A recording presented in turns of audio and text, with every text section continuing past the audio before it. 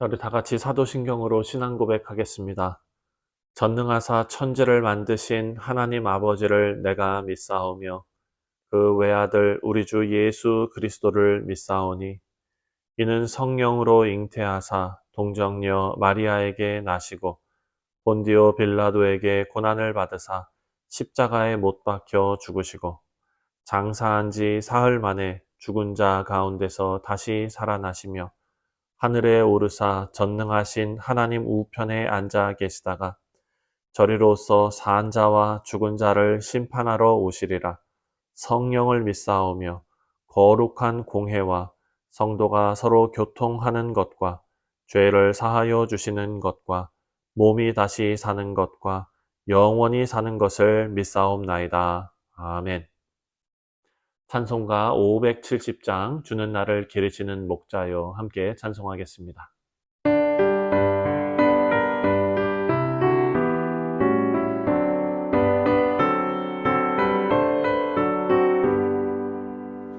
주는 나를 기르시는 목자여 나는 주님의 귀한 어린 양 푸른 풀만 맑은 시냇 물가로 나를 인도하여 주신다.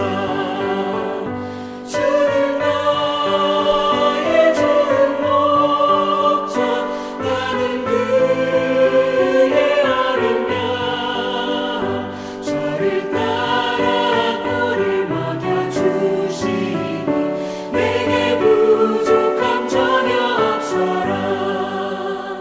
예쁜 새들 노래하는 아침과 너를 비키는 고운 영혼에 사랑하는 나의 목자 음성이 나를 언제나 불러주신다. 주는 나의 좋은 목자 나는 그의 어린 양 저를 따라 꼴을 먹여주시니 내게 부족함 전혀 없어라.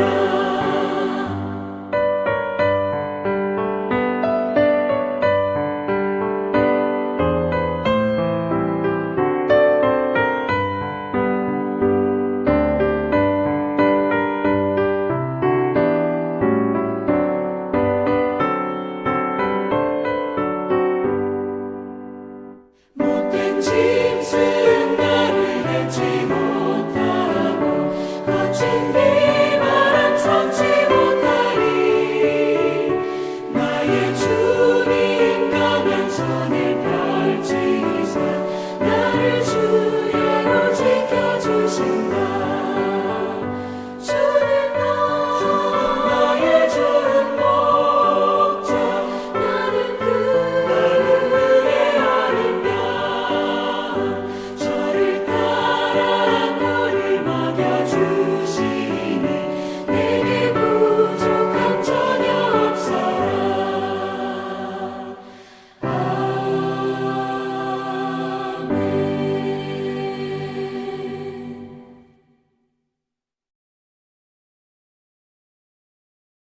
오늘 우리가 묵상할 하나님의 말씀은 호세아 11장 1절부터 11절까지 말씀입니다. 제 11장. 이스라엘이 어렸을 때 내가 사랑하여 내 아들을 애굽에서 불러냈거늘 선지자들이 그들을 부를수록 그들은 점점 멀리하고 바알들에게 제사하며 아로새긴 우상 앞에서 분향하였느니라. 그러나 내가 에브라임에게 걸음을 가르치고 내 팔로 안았음에도 내가 그들을 고치는 줄을 그들은 알지 못하였도다. 내가 사람의 줄 곧 사랑의 줄로 그들을 이끌었고 그들에게 대하여 그 목에서 멍에를 벗기는 자같이 되었으며 그들 앞에 먹을 것을 두었노라. 그들은 애굽 땅으로 되돌아가지 못하겠거늘 내게 돌아오기를 싫어하니 앗수르 사람이 그 임금이 될 것이라. 칼이 그들의 성읍들을 치며 빗장을 깨뜨려 없이 하리니 이는 그들의 계책으로 말미암음이니라. 내 백성이 끝끝내 내게서 물러가나니 비록 그들을 불러 위에 계신 이에게로 돌아오라 할지라도 일어나는 자가 하나도 없도다. 에브라임이여, 내가 어찌 너를 놓겠느냐? 이스라엘이여, 내가 어찌 너를 버리겠느냐? 내가 어찌 너를 아드마같이 놓겠느냐? 어찌 너를 스보임같이 두겠느냐? 내 마음이 내 속에서 돌이키어 나의 궁일이 온전히 불붙듯 하도다. 내가 나의 맹렬한 진노를 나타내지 아니하며 내가 다시는 에브라임을 멸하지 아니하리니 이는 내가 하나님이요 사람이 아님이라. 내 가운데 있는 거룩한 이니 진노함으로 내게 임하지 아니하리라. 그들은 사자처럼 소리를 내시는 여호와를 따를 것이다.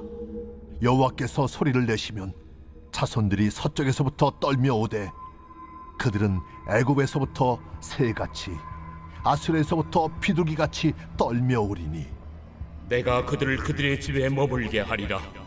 나 여호와의 말이니라. 네, 사랑하는 성도님들, 부모의 사랑은 깊고도 또 신비합니다. 자녀가 잘못을 저지를 때에도 때로는 부모의 마음을 아프게 할지라도 부모는 자녀를 절대 포기하지 않습니다.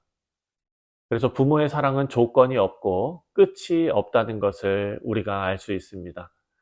자, 오늘 본문을 보면 아버지이신 하나님께서 자신의 백성을 향해서 어떤 마음을 품으셨는가? 바로 깊은 사랑을 품으셨다라는 것을 보여줍니다. 이스라엘은 하나님의 사랑을 외면하고 우상을 섬기면서 불순종의 길로 나갔습니다. 하지만 그들은 하나님께서 그들을 심판하시겠다고 선언하시면서도 결코 그들을 완전히 버리실 수 없는 하나님의 마음을 드러내시는 것을 이들이 이 말씀을 통해 깨달아야 한다라는 것입니다. 그리고 이 말씀은 오늘 우리에게 같은 교훈을 주고 있습니다. 이 말씀을 통해서 하나님이 그 끝없는 사랑으로 우리를 대하시고 또 그 사랑의 깊이를 우리가 헤아려 그 사랑에 응답하는 그런 시간이 되시기를 주님의 이름으로 축원드립니다. 먼저 1절과 2절 말씀을 보면은요. 1절과 2절에 이스라엘이 어렸을 때에 내가 사랑하여 내 아들을 애굽에서 불러냈거늘 선지자들이 그들을 부를수록 그들은 점점 멀리하고 바알들에게서 제자하며 아로새긴 우상 앞에서 분향하였느니라. 하나님은 이스라엘을 자신의 자녀로 부르셨습니다. 그들이 애굽에서 종살이 할 때에 하나님은 그들을 구원하여서 자유의 길로 인도하셨습니다.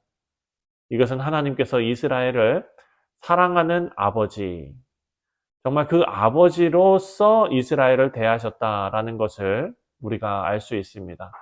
하지만 이스라엘은 하나님의 사랑을 외면하고 배반했습니다. 하나님께서 선지자들을 통해서 끊임없이 그들을 부르셨지만 그들은 오히려 바알과 우상을 섬기면서 하나님을 떠났습니다. 3절 말씀입니다. 그러나 내가 에브라임에게 걸음을 가르치고 내 팔로 안았음에도 내가 그들을 고치는 줄을 그들은 알지 못하였도다. 부모와 자녀의 그 관계를 통해서 너무나 적나라하게 하나님과 이스라엘의 관계를 설명하고 있습니다. 하나님은 부모가 자녀를 돌보듯이 이스라엘을 걸음마부터 돌보셨는데 그들은 하나님의 돌보심을 깨닫지 못했다라는 것입니다.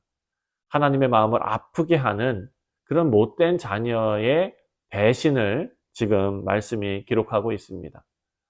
자, 5절 말씀을 보면 그들은 애굽 땅으로 되돌아가지 못하겠거늘 내가 돌아오기를 싫어하니 아수르 사람이 그 임금이 될 것이라. 이스라엘의 불순종은 결국 아수르의 심판으로 이어질 것이다 라는 말씀입니다. 하나님은 이스라엘의 배반에 대한 이런 공의로운 징계를 경고하고 계시는데 이 심판은 끝이 아니라 과정이다라는 것을 기억해야 합니다. 7절 말씀을 보니까 내 백성이 끝끝내 내게서 물러가나니 비록 그들을 불러 위에 계신 이에게로 돌아오게 할지라도 일어나는 자가 하나도 없도다.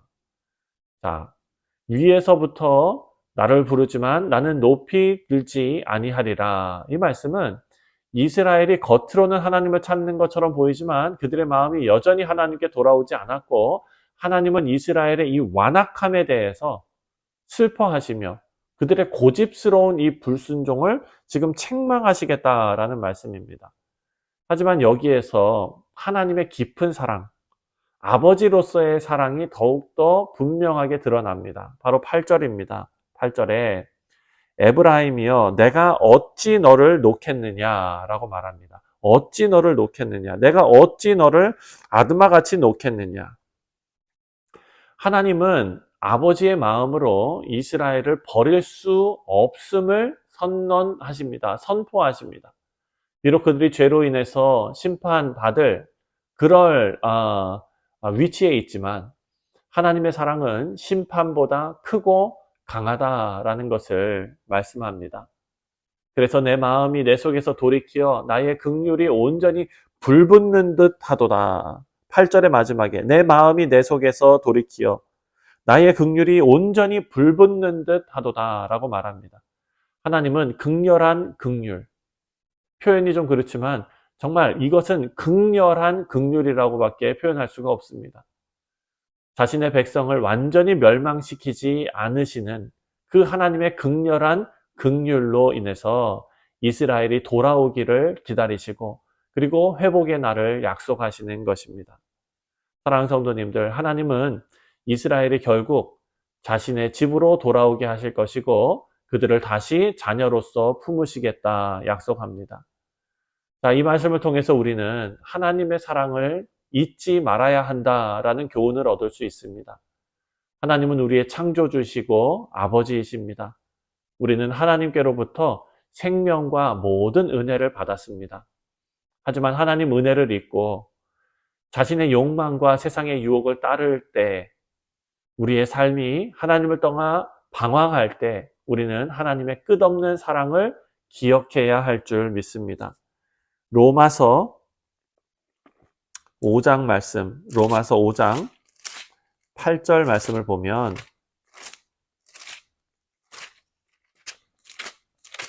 로마서 5장 8절입니다. 우리가 아직 죄인 되었을 때에 그리스도께서 우리를 위하여 죽으심으로 하나님께서 우리에 대한 자기의 사랑을 확증하셨느니라. 사랑하는 성도님들, 하나님의 이 끝없는 사랑은 그리스도 예수를 통해서 확증되었다라는 것을 기억해야 합니다. 그래서 하나님의 징계는 사랑의 표현입니다. 우리가 죄로 인해서 죽을 수밖에 없는 존재라는 것은 하나님의 징계를 받아야 할 만한 그런 대상이었다라는 것을 우리에게 알려줍니다. 하지만 그 징계를 예수 그리스도께서 대신 받으셨습니다. 이것이 바로 사랑의 표현입니다. 이스라엘이 하나님의 징계를 받는 이유는 그들이 하나님께로 돌아오게 하기 위함이었습니다. 우리의 삶에서도 때로는 고난과 징계를 경험할 때가 있지만 그것은 하나님께서 우리를 포기하지 않고 계심을 나타내는 반증이라고 할 수 있습니다. 하나님의 사랑에 응답해서 우리는 하나님께로 돌아가야 합니다. 사랑하는 성도님들, 하나님은 우리의 아버지 되십니다. 그리고 하나님의 사랑은 끝이 없으며 우리가 실패하고 넘어질 때도 포기하지 않으십니다. 그리고 하나님은 오늘도 우리에게 돌아오라 라고 부르고 계십니다. 우리가 어떤 죄를 지었든지 하나님은 긍휼과 사랑으로 우리를 품으시기를 원하신다라는 메시지입니다. 우리 사랑하는 성도님들께서 우리 모두가 하나님의 이 사랑에 격렬한 긍휼에 응답하여서 하나님께 전심으로 돌아가서 하나님 아버지의 품 안에서 참된 평안과 기쁨을 누리는 우리 뉴욕 성실 장로교의 모든 교우들 되시기를 주님의 이름으로 축원드립니다. 기도하겠습니다. 하늘에 계신 우리 아버지여, 이름이 거룩히 여김을 받으시오며 나라가 임하시오며 뜻이 하늘에서 이루어진 것 같이 땅에서도 이루어지이다. 오늘 우리에게 일용할 양식을 주시옵고 우리가 우리에게 죄 지은 자를 사하여 준 것 같이 우리 죄를 사하여 주시옵고 우리를 시험에 들게 하지 마시옵고 다만 악에서 구하시옵소서. 나라와 권세와 영광이 아버지께 영원히 있사옵나이다. 아멘. 네, 사랑하는 성도님들, 오늘 토요일은 교회 공동체를 위해서 기도하는 날입니다. 내일 있을 주일 예배를 위해서 기도해 주시고, 또 내일 말씀을 전하시는 우리 이기로 목사님 위해서 함께 기도하도록 하겠습니다. 또한 우리 교회가 공동으로 기도하고 있는 기도 제목들을 위해서 여러분 잊지 마시고 계속해서 기도해 주시기를 바랍니다. 다 같이 기도합니다.